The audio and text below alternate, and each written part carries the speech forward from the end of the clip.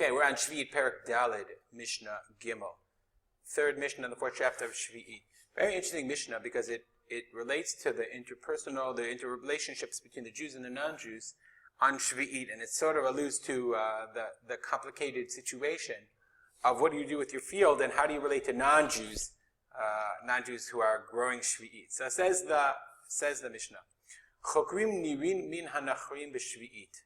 Okay, nirin are fields that are plowed, and then you rent it, sort of. You're a choker. Choker means you're a sharecropper. So you can sharecrop plowed fields from the non-Jews on Sheviit, i.e., the non-Jews knew that the Jews were not allowed to plant on Sheviit, but they wanted to prepare. They plowed the field on Sheviit so that the Jew could go ahead and plant it as a sharecropper after Sheviit was over. So the non-Jew would plow the field, and then the Jew would be able to rent it and begin planting right away after on Motzai Sheviit.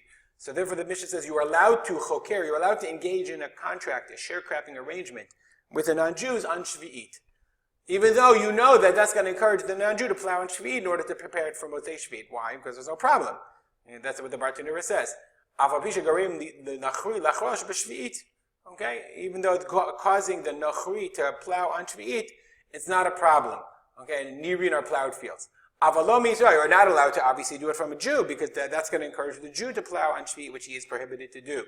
And you're renting it from him, even though you say, well, I'm not going to do anything till Motzei Sheviit. Nonetheless, that's prohibited.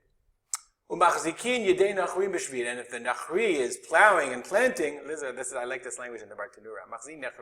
If you see him plowing,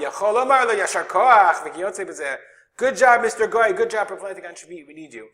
Very fascinating because obviously the Jews needed the non-Jews in order to plant, in order to supply the economy, in order to produce the produce that was necessary, which is in great, great contrast to especially the community in which I live on Sheviit, where we don't want, we nowadays, once there is such a thing as heter mechira, so therefore many in the religious Zionist community think that you're encouraging the refusal to eat heter mechira that encourages the non-Jews. And in many cases, the people who are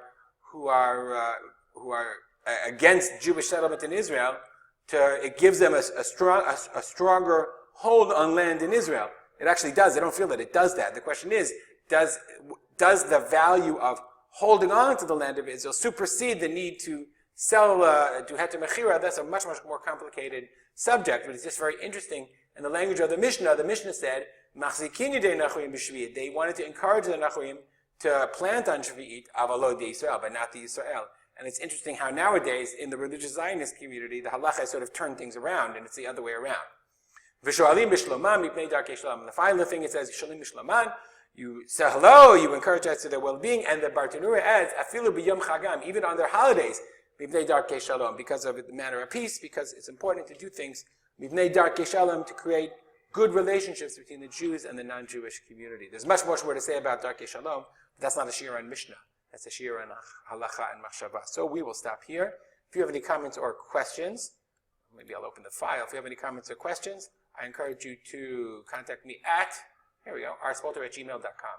I'm going to dedicate the learning to the memory of my father, Harav Simcha ben Yitzchak Kalman. Have a great day.